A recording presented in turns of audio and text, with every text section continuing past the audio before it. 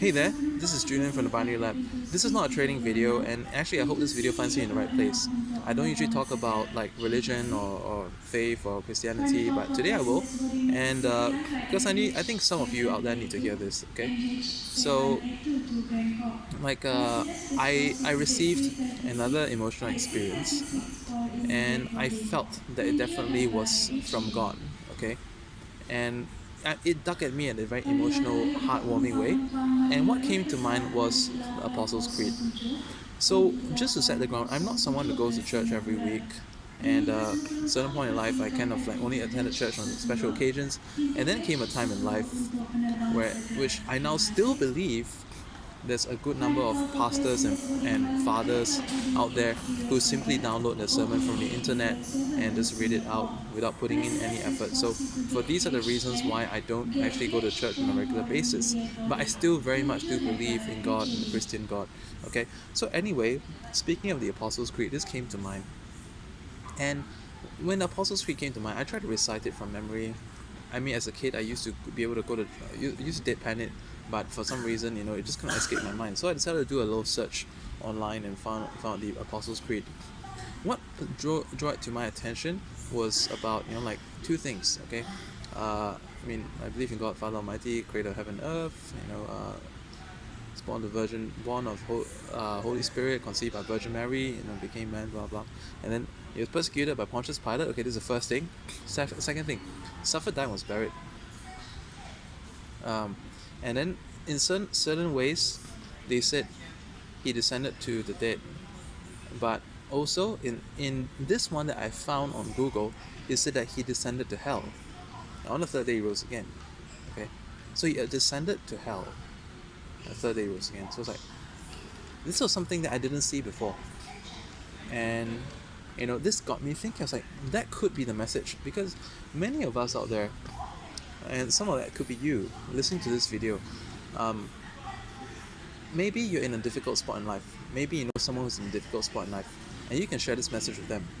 So this message is like, sometimes, do you ever feel that you don't deserve God's help?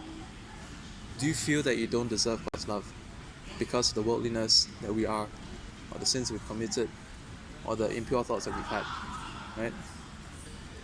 But in this instance, like, okay, the point of it is identification. You would very often, if you run into a problem, try to seek out someone who's been in the same situation as you, because they'll be able to give you the most realistic information, the most accessible information, the most relevant and practical information. So Jesus Christ died, was buried, and descended to hell. Hell, horrible place. Metaphorically, some of us may have been or are in hell. Okay? And we believe that sometimes, we think, God's too good for that. It's not our place to ask for his help. That's when you're wrong. Would you like a hand up from someone who has been in hell and risen, glorified, and seated on the right hand of the Father? And it's said in that part, seated at the right hand of the Father, or seated at God's right hand. Okay, different versions say something that's slightly different. And he will judge the living and the dead.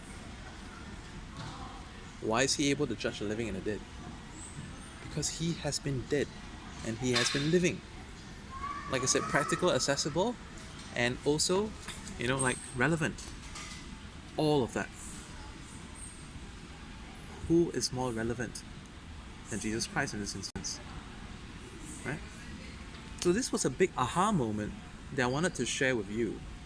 And I don't need to teach you what to make of this. This was the aha moment for me. And I wanted to share that with you, and I hope that it strikes you, okay? That you are worthy of God's help. God has been in worse places than you. Jesus, his son, has been in worse places than you. And he knows everything about it. He has met worse people than you've met. He's been in worse conditions than you know, or lived, or felt. And you can get his help. Now the next thing, persecuted under Pontius Pilate. Those of you who know the Bible and the story of it will know that it was unjust. You know that it was all subject to interpretation. And they would even say, like, in the Bible, it's even saying like, do as the Romans do, things like that. So one may be correct in one jurisdiction, may be unjust to another. So some of you in life may have just been, some of you may have been unjustly treated, and therefore you end up in a bad place. Some of you may have intentionally done so, but either which, okay, if you're looking for something relevant, Jesus Christ is a relevant person for you. Now, the next message that I had is, it's interesting enough, like when I was reading, I had this thought, because, like, I had this wonder, what if the subconscious is God, right? That's the other thing. What if God is the subconscious? And I just did a little bit of searching on that. I saw something on Quora. Someone put a piece up there, and it basically was that was the topic, but the first response to this topic, all right, the first few lines of it, and I think this is relevant because that's what caught my eye, and that what made me make a connection instantaneously. It said that Jesus Christ is a jealous God.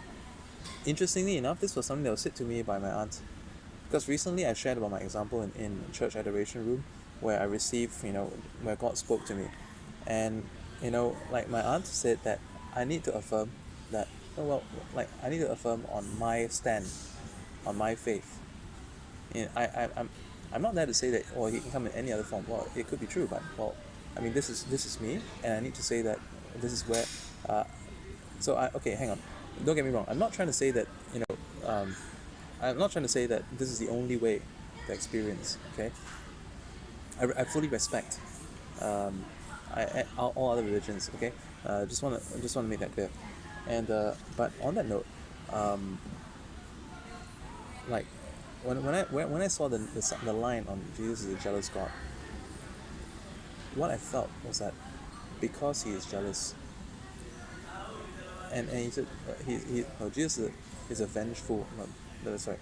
Jesus is a vengeful God. That's the one. Jealous and vengeful. So vengeful, okay, vengeful. That is the part where he will stand up for you for what is not just. Like a big brother, like a father, like a godfather. Okay, whatever is not just for you in life, he will stand up for you. Vengeful. He will do for you what may not be your position to do. He will do for you what is what you feel that may be beyond your capacity to do.